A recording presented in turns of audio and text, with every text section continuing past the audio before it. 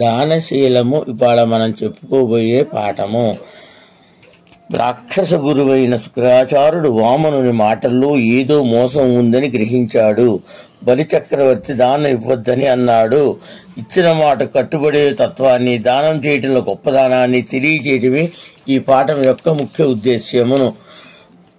కులమున్ రాజ్యము తెలుపు నిలుపు మీ కుబ్జంబౌండిశంబరుండతివలంబోడు త్రివిక్రమ స్వర్ణ కలవాడై నిండు బ్రహ్మాండంబు కలడే మాన్పునకండు నా పలుకులాకర్నింపు కర్ణంబులన్ వలదీ ధనము గీనము బనుపు మావర్నిన్ వదాన్యోత్తమా.